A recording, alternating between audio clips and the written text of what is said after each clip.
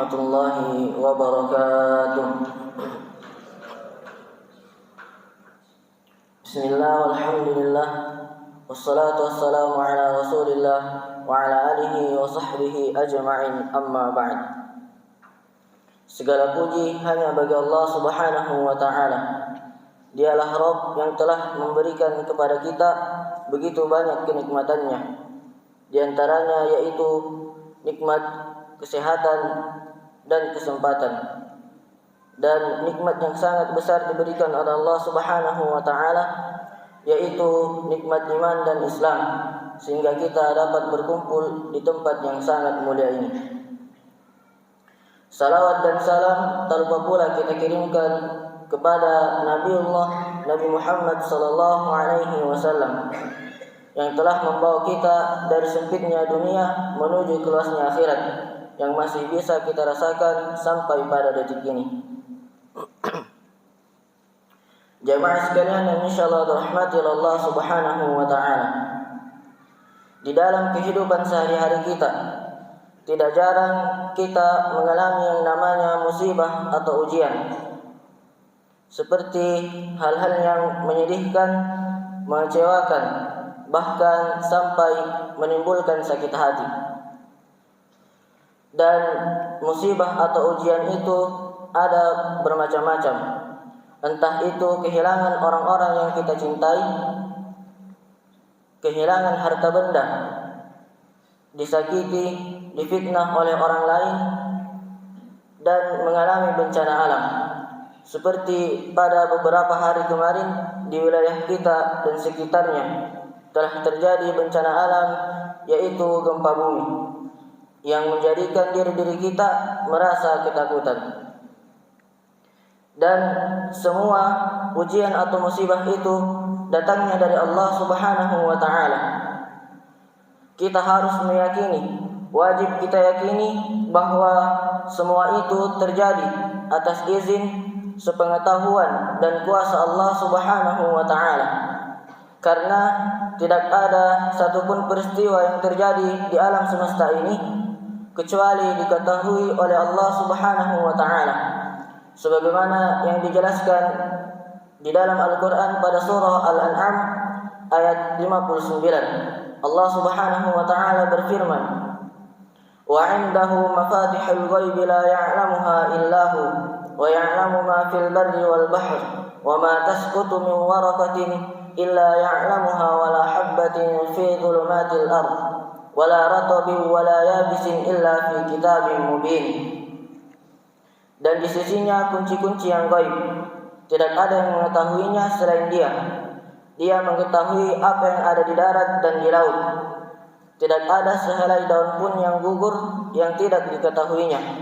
Tidak ada sebutir biji pun dalam kegelapan bumi, dan tidak pula sesuatu yang basah atau yang kering, melainkan tercatat dalam kitab yang nyata, Lauhul Mahfuz. Kemudian jamaah sekalian, apa yang harus kita lakukan ketika kita mendapatkan musibah, ketika kita ditimpakan ujian oleh Allah subhanahu wa ta'ala? Yaitu kita harus lebih mendekatkan diri kita dan memohon pertolongan hanya kepada Allah subhanahu wa ta'ala. Bagaimana caranya? Salah satunya yaitu dengan bersabar.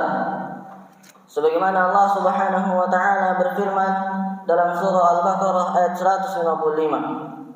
وَلَنَبْلُوَنَّكُمْ بِشَيْءٍ مِنَ الْخَوْفِ وَالْجُوعِ وَنَقْصٍ مِنَ الْأَمْوَالِ وَالْأَنْفُسِ وَالثَّمَرَاتِ وَبَشِّرِ الصَّابِرِينَ. Kami pasti akan mengujimu dengan sedikit kelaparan dan ketakutan,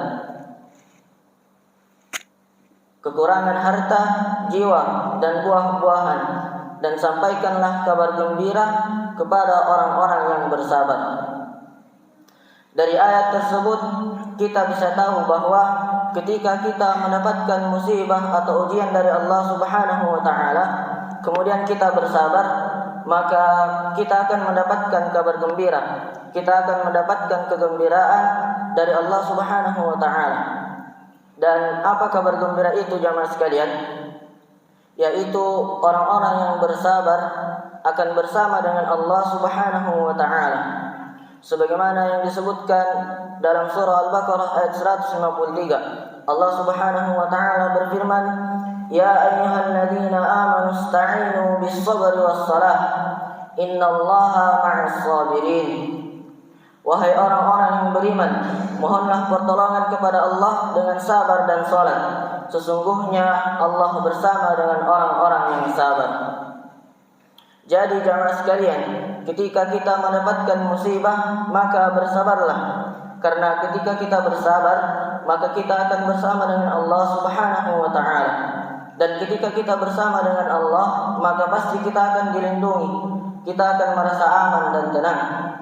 Contoh kecilnya jamaah sekalian, ketika kita ingin melewati suatu jalan, namun jalan tersebut rawan terjadi kejahatan, maka pasti kita akan takut untuk melewatinya ketika sendirian. Namun ketika kita bersama dengan orang-orang yang kuat ketika melewati jalan tersebut, maka pasti kita akan dilindungi. Kita akan merasa aman dan tenang ketika melewati jalan tersebut. Sedangkan ketika kita bersabar, kita bersama dengan Allah Subhanahu wa taala yang menciptakan diri-diri kita, yang menciptakan seluruh isi bumi ini, pencipta langit dan bumi yang maha besar. Sangat besar hadiah yang kita dapatkan ketika kita bersabar jamaah sekalian. Mengapa demikian? Karena bersabar itu tidak mudah untuk didapatkan. Sulit untuk bersabar. Sebagaimana Allah Subhanahu wa taala berfirman dalam surah Al-Baqarah ayat 45. Wasta'inu bis-sabri was-salah. Mohonlah pertolongan dengan sabar dan salat. Wa innaha lakabiratun illa 'alal khashi'in. Sesungguhnya salat itu sangat berat kecuali bagi orang-orang yang khusyuk. Sabar itu memang berat, namun hadiahnya sangat besar. Karena tidak ada sesuatu yang lebih indah, tidak ada sesuatu yang lebih manis melainkan kebersamaan dengan Allah Subhanahu wa taala. Bahkan di dalam surah Ali Imran juga disebutkan pada akhir ayat 146, Allah Subhanahu wa taala berfirman, "Wallahu yuhibbus sabirin." Dan Allah mencintai orang-orang yang sabar. Jamaah sekalian yang insyaallah dirahmati Allah Subhanahu wa taala. Dan tak lama lagi kita akan memasuki bulan yang sangat mulia, bulan yang penuh berkah, bulan yang penuh ampunan, yaitu bulan suci Ramadan, yang dimana pada bulan tersebut kita juga harus banyak-banyak untuk bersabar. Karena pada bulan tersebut kita berpuasa di siang harinya, maka kita harus menahan lapar dan haus kita, menahan diri-diri kita, menahan hawa nafsu kita, agar tidak melakukan perbuatan-perbuatan yang buruk, dan menahan lisan-lisan kita untuk tidak mengeluarkan kata-kata yang kotor. Sebagaimana Rasulullah SAW bersabda, yang diriwayatkan oleh Imam Muslim dari sahabat Abu Hurairah radhiyallahu anhu, "Idza asbaha ahadukum yawmun sha'imun fala yarfuth wa la yajhal fa in imru'un syatamahu aw qatalahu falyaqul inni sha'imun." Jika salah seorang di antara kamu berpuasa, hendaklah dia tidak berkata-kata yang kotor ataupun melakukan perbuatan-perbuatan yang bodoh. Dan jika ada seseorang yang mencelahnya atau mengajaknya bertengkar, maka hendaklah ia berkata, inni sha'imun. Sesungguhnya aku seorang yang berpuasa, sesungguhnya aku seorang yang berpuasa. Cukup sekian yang saya sampaikan, lebih dan kurangnya mohon dimaafkan.